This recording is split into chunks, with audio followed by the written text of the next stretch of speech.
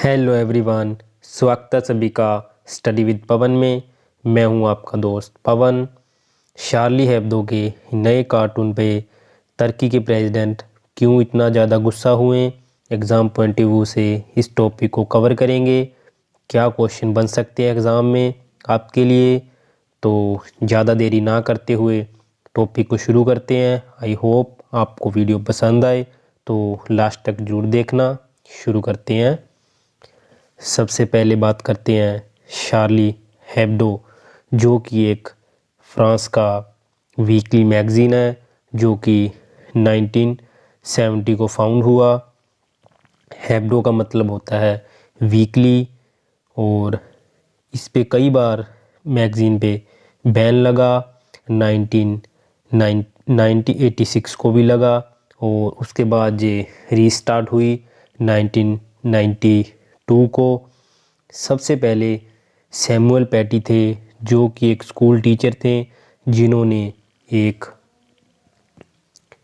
Cartoon newspaper में publish करवाया, जो कि एक प्रॉफिट मोहम्मद है, इस्लाम के गुरु माने जाते हैं, उनका कार्टून था। जिसके बाद उनके ही एक स्टूडेंट ने उनकी हत्या कर दी थी, उनका सर धड़ से कलम कर दिया था। और इसी कार्टून का फ़ायदा उठाते हुए जो शार्ली हेब्दो मैगज़ीन है, उन्होंने इस कार्टून को दोबारा से रीपब्लिश कर दिया, ताकि उनका मैगज़ीन और ज़्यादा न्यूज़ में आ सके, बिक सके, क्योंकि इसकी कॉपी पहले ज़्यादा इतनी मार्केट में बिक नहीं रही थी।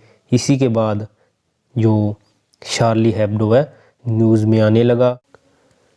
2011 में जो सैमुअल पैटी के प्रॉफिट मोहम्मद का कार्टून रीपब्लिश किया, उसके बाद ठीक 2015 में शार्ली हेब्दो के हेडक्वार्टर पर एक अटैक हुआ, जिसमें उनके 12 लोग मारे गए, जिसमें उनके डायरेक्टर भी थे, जो मेन हेड थे उस शार्ली हेब्दो के, उनकी भी हत्या हुई।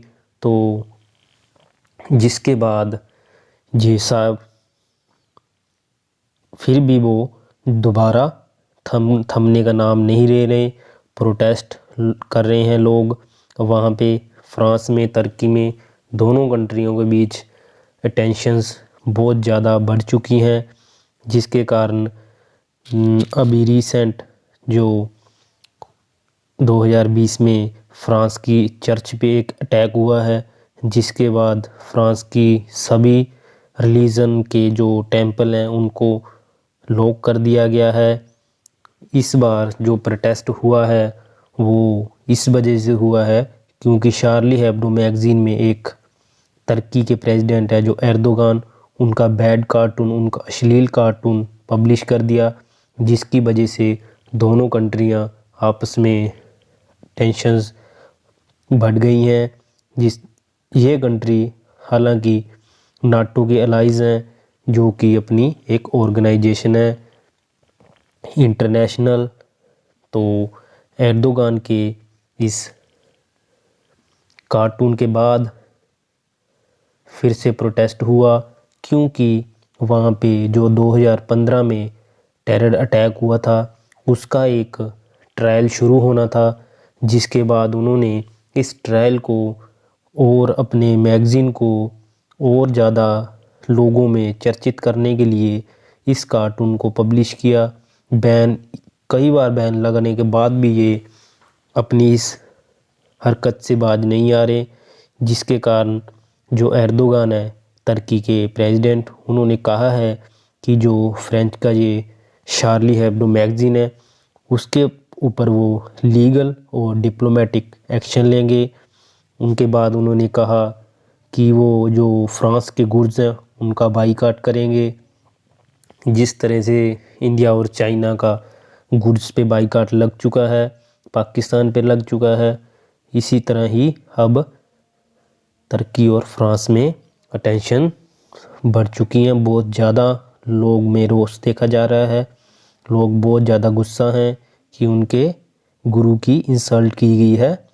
हालांकि एर्दोगान ने कहा है कि उन्होंने ये कार्टून देखा भी नहीं, जिसके कारण उन्होंने कहा कि उन्होंने लगा कि ये प्रॉफिट मोहम्मद की इंसल्ट की गई है, जैसे उन्होंने न्यूज़ वालों से सुना।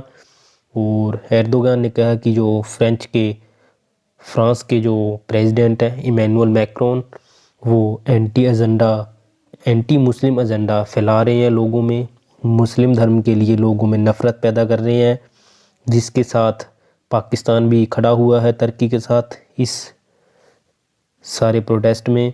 तो उन्होंने फ्रांस के प्रेसिडेंट पे इस्लामोफोबिया का इल्ज़ाम लगाया है और कड़ी कार्रवाई करने के लिए वो यूएनओ में जा सकते हैं। इस टॉपिक में जो भी हमारा डिस्प्यूट था उसका हमने बैकग्राउंड कवर कर लिया कि सैमुअल पैटी के कार्टून से ये सब कुछ शुरू हुआ।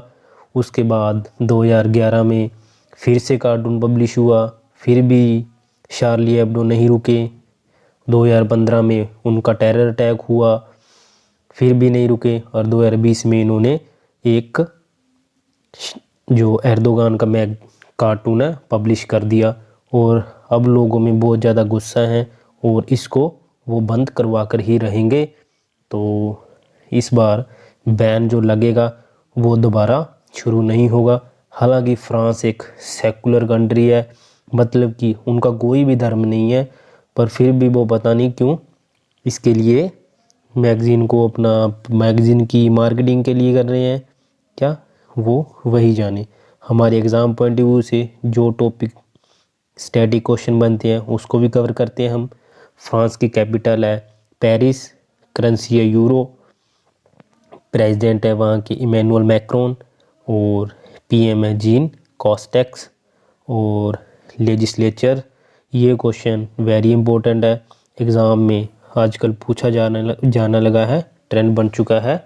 पार्लियामेंट उनकी लेजिस्लेचर का नाम, अपर हाउस का नाम सेनेट है, लोअर हाउस का नाम नेशनल असेंबली।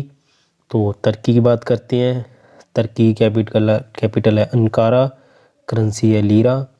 ये बेसिक क्वेश्चन है, जो कैपिटल करेंसी है ये स्टेट एग्ज़ाम में पूछे जा सकते हैं।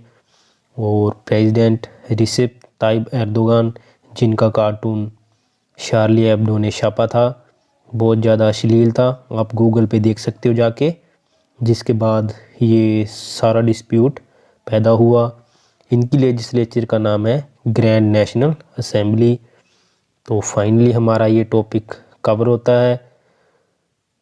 आई होप आपको वीडियो पसंद आए। Thank you for watching. Subscriber our channel.